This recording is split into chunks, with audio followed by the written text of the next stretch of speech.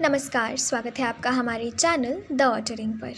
Reports के अनुसार 9 से 12 जनवरी के बीच दिल्ली में 90 से ज़्यादा लोगों की मौत कोरोना संक्रमण से हुई है।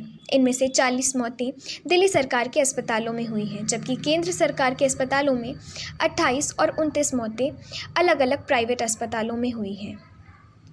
दिल्ली में 4 दिन के भीतर 3 नवजात सहित 7 बच्चों की कोरोना संक्रमण से मौत हुई है। यह खुलासा दिल्ली सरकार की डेथ ऑडिट रिपोर्ट्स में हुआ। इसके मुताबिक 9 से 12 जनवरी के बीच राजधानी में 90 से ज़्यादा लोगों की मौत कोरोना संक्रमण से हुई।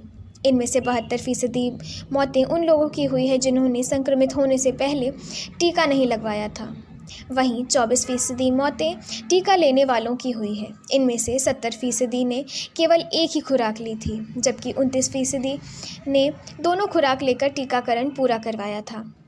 इनके अलावा 18 वर्ष से कम आयु में 7 मौतें दर्ज की गई हैं, जिनमें से 3 नवजात भी शामिल हैं। कमेटी के एक वरिष्ठ सदस्य ने बताया कि इन बच्चों में ज़्यादातर कोरोना संक्रमण से पहले ही बीमार थे।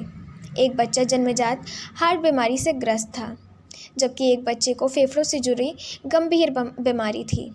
उन्होंने बताया कि ओमिक्रॉन या कोरोना हल्का संक्रमण नहीं है, ना ही लोग इसे प्राकृतिक एंटीबॉडी समझकर लापरवाही बरतें। वयस्कों की तरह बच्चों में भी कोरोना वायरस जानलेवा हो सकता है।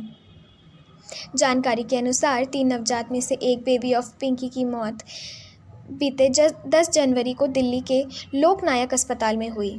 कमेटी ने ऑडिट में पाया कि नवजात को सेप्सिस के अलावा कोरोना संक्रमण की वजह से निमोनिया हो गया था। इसके अलावा 11 जनवरी को चाचा नेहरू अस्पताल में कार्तिक और लोकनायक अस्पताल में कर्णव की मौत हुई, जिनकी आयु 1 वर्ष से भी कम थी।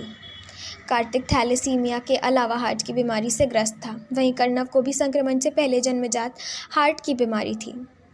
रिपोर्ट्स के अनुसार 9 से 12 जनवरी के बीच दिल्ली में 90 से ज़्यादा लोगों की मौत कोरोना संक्रमण से हुई। इनमें से 40 मौतें दिल्ली सरकार के अस्पतालों में हुई, जबकि केंद्र सरकार के अस्पतालों में 28 से 29 मौतें अलग अलग प्राइवेट अस्पतालों में हुई हैं। दिल्ली सरकार के अधीन अस्पतालों में 40 से 37 मौतों का ऑडिट किया गया। दरअसल डेथ ऑफ ऑडिट में डॉक्टरों की एक टीम मरने वाले की पूरी केस हिस्ट्री के आधार पर मौत के कारण का पता लगाने का प्रयास करती है।